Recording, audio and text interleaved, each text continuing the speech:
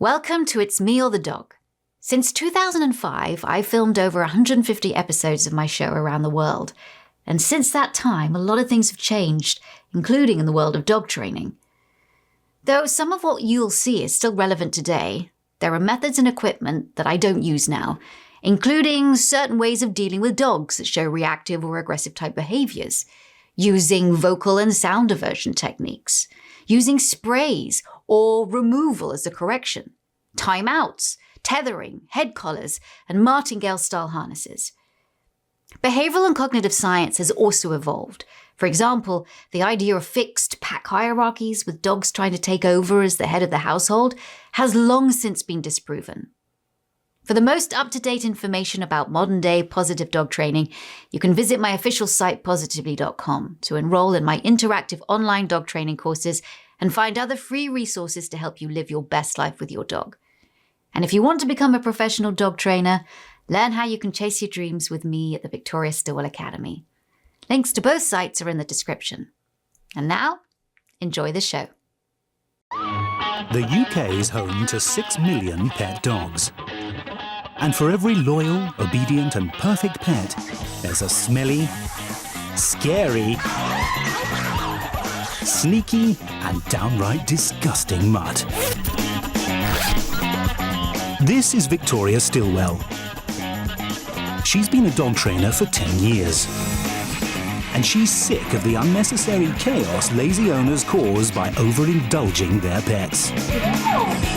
Missed that bit. What will she make of the not one, not two, not three, not four, not 5, but 6 dogs that have completely taken over the Holder family's home? I can't get close to my mum. All the dogs are barking at me. Karen spoils the dogs rotten. Come on, Mummy, go and get you one. But her son Shaun and husband Alan have had enough. Get off. Can you imagine you go to school and people seeing dog hairs in your sandwiches? 6 mutts versus 1 trainer. Who's going to end up top dog? Wake up and smell the coffee. They could take your dogs away from you. Make no mistake about it.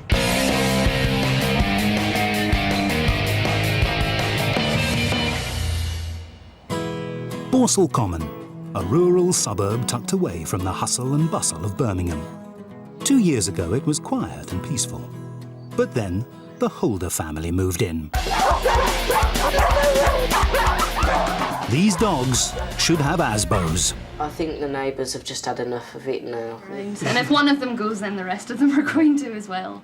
Karen loves the dogs and takes every opportunity she can to spoil them.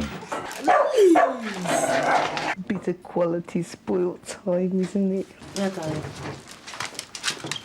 If I had my own way, they'd all be in bed with me. But they're driving her husband away. Alan thinks I think more of the dogs than him. Yeah, I do. And her son mad. I want to try and get away from the barking. It just does your head in. If the neighbours keep on moaning, they might get onto the council and the council might come round and like... Victor? This family is being pulled apart by dogs. The dogs are like they are because they are spoiled. I would never get rid of any of my dogs. I'd rather get rid of Shaun and Alan.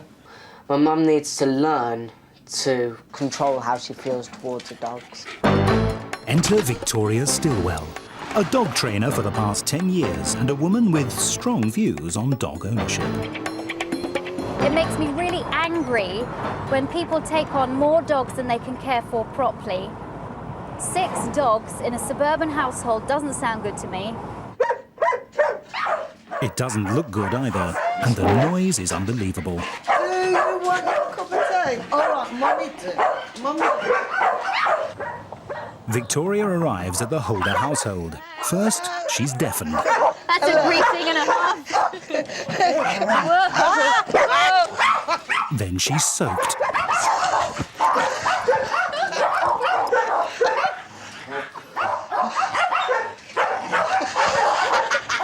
Do all your guests get greeted like this? Yes, Do yes, they? yes. Just all the dogs jumping up all the time and wanting to lick the face? Just before Blue licked your face, she went straight from licking her bottom and then licked your face all around your mouth. delicious. All of the feces has gone straight onto your face. It is disgusting, and it's something that's going to stop. Their manners might be bad, but there's nothing wrong with their hearing.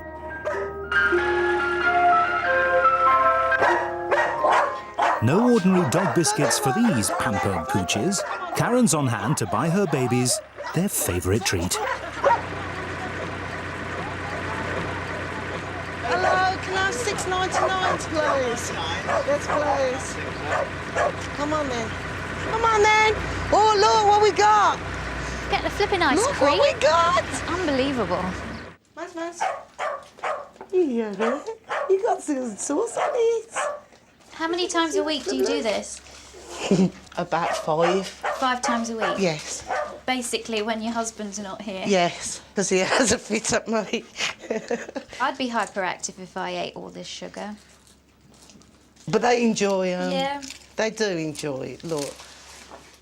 While the pooches get the best of everything, Karen's son Shaun leads a dog's life.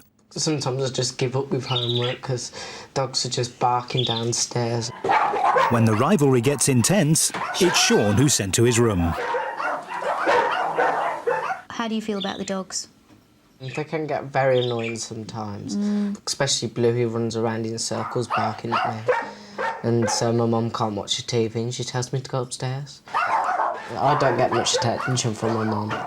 When I'm going to kiss her goodnight, all the dogs just jump on her and sometimes just forget it. What about if you gave her a hug? No. The only time these dogs don't rule the roost is when Karen goes out and she locks them up in cages to stop them wrecking the house. Mouse and Blue go in here. Right. And Cookie goes in this one. Right. And where do the others go? Penny goes in the bed here, but there's not much room. 6 dogs, all in this little space. Yes. For 4 hours when you go out. Yes. If your dogs keep on being in here, that's going to make their behaviour more hyperactive, more crazy. They're just dying to get out of the crate. And that's very, very stressful. It's not nice. So far, that's no discipline, overindulgence, and bouts of imprisonment. Why are they barking now? It's 1:30. They want a cup of tea. Tea, human tea. Human tea, yes. You want your tea? Oh, the factories may be roaring with the boom-a-lacka, zoom-a-lacka-wee. But there isn't any roar when the clock strikes 4. Everything stops for tea.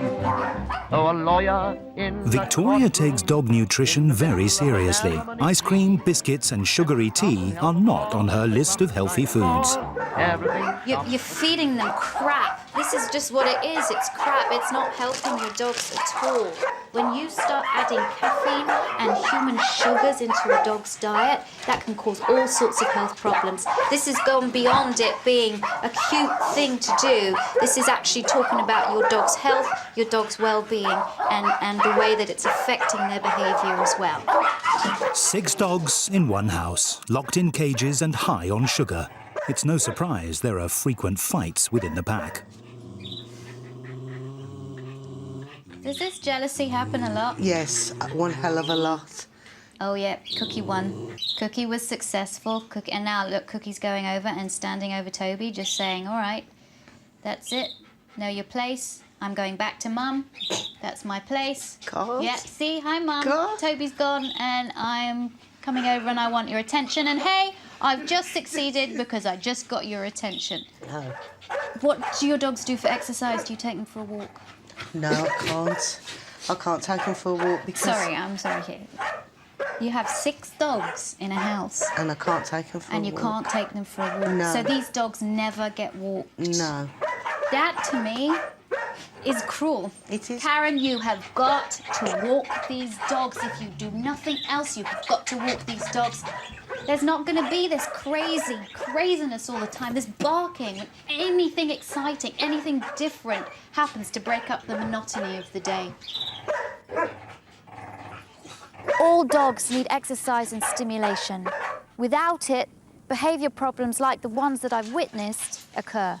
And if you can't take 6 dogs out for a walk, and you can't manage your environment and get people to come and help you, you shouldn't be having 6 dogs. Victoria can see beyond the chaos of this pack of dogs and distinguish 6 very different personalities. It's still interesting to see that each of those dogs has a really crucial personality. And like children, there's a sort of, they form a family.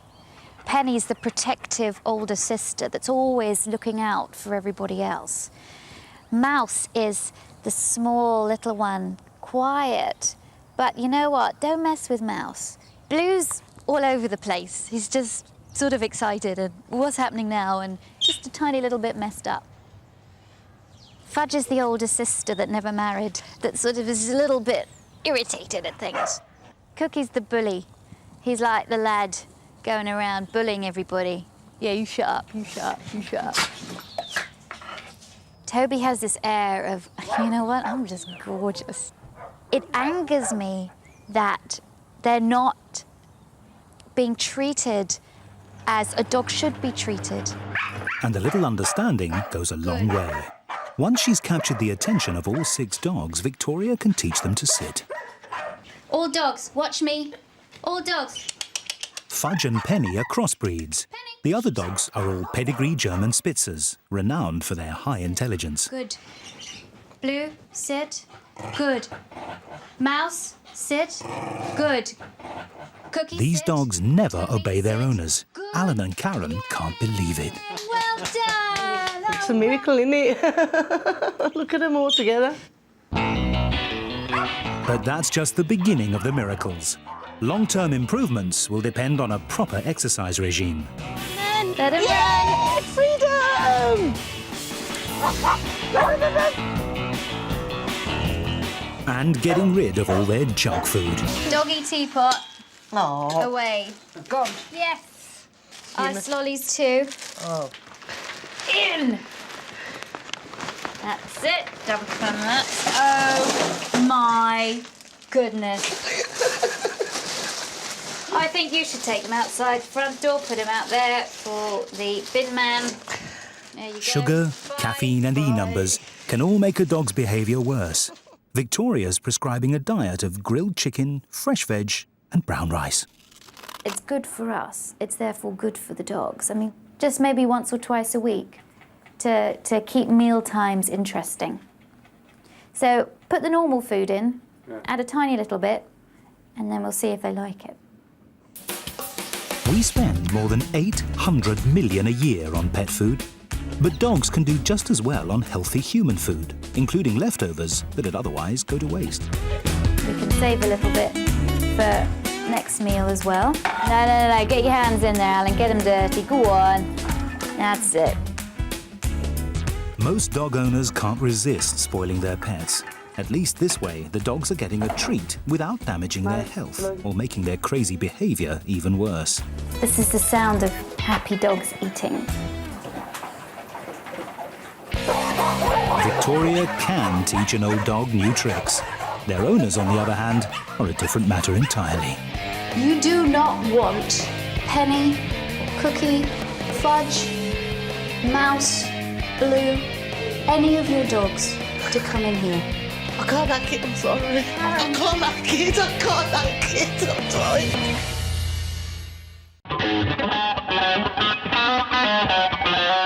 Victoria Stilwell is teaching Karen and Alan Holder and their son Shaun how to train their 6 unruly dogs. It's crap, it's not helping your dogs at all. Karen loves the dogs, but her husband, son and the neighbours have all had enough.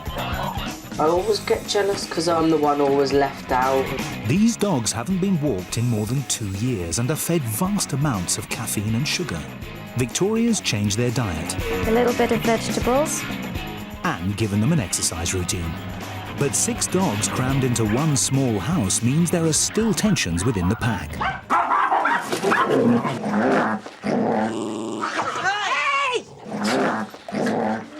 When you have a lot of dogs together, they form a pack, and that pack structure changes all the time. But there's still sibling rivalry, because still fights can occur, and the dogs that get on very well, but like children fight, they could be the best of friends, but they fight, dogs do as well. And Cookie is trying to kind of control all the other dogs. So what is the best kind of punishment we can give to Cookie to really, really drive the message home that if you continue this behaviour... Take him away from the other dogs. Exactly. Even if it's just for 3 minutes. Boom, the behaviour happens, Cookie gets swept up, taken out, put in the kitchen.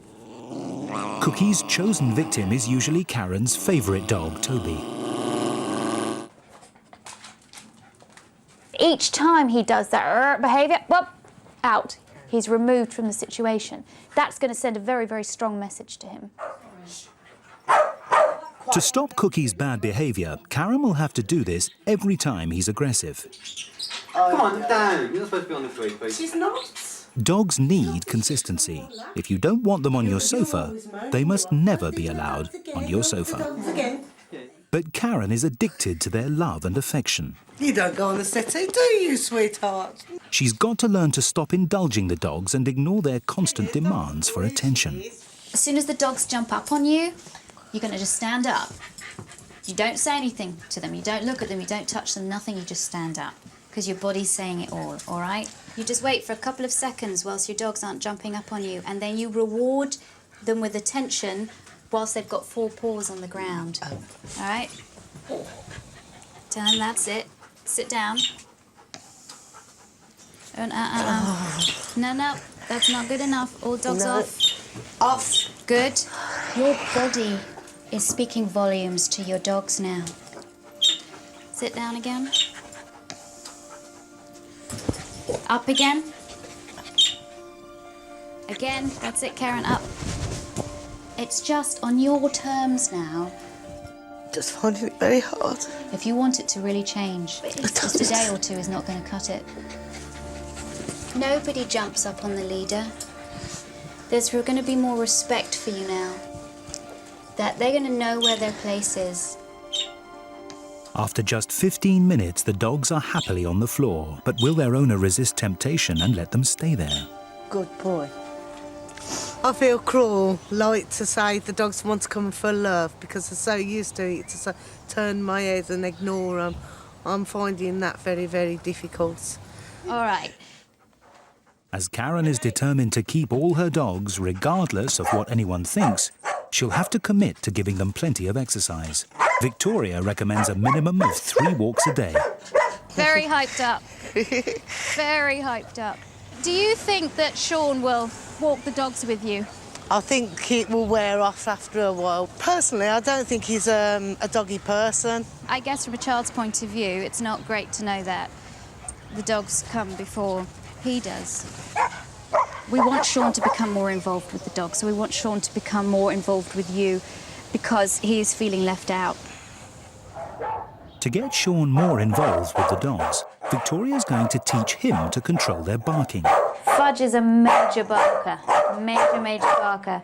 So what I want to do is I just want to wait for a little bit of quiet and treat her when she's quiet.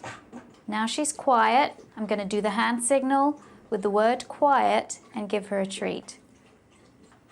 Quiet. Good girl. Shouting at dogs when they bark makes them think you're joining in with them. Quiet. Hand signals are more effective. I just want you to wait for quiet. Quiet. Good girl. Very nice. Now try it while she's barking. Quiet. Good girl. Because eventually we want her to stop barking without a treat, because she's had quite a little while to learn what this signal means. Quiet. Good girl, Budgie. Much better that I can control the dogs with the hand signals instead of annoying my mum by shouting as well. Good girl. 1 dog trained, 5 to go. Keeping 6 dogs in a small house like this will require incredible discipline and commitment from their owners. And I want you to work on everything that we've done. No jumping up on you, no jumping up on the sofa when you're sitting down. Very important that these dogs get out and have exercise. We've seen in the last couple of days how much quieter they are when they have had the chance to get out. I'll know when I come back if you haven't been working at it. Right. I'll know.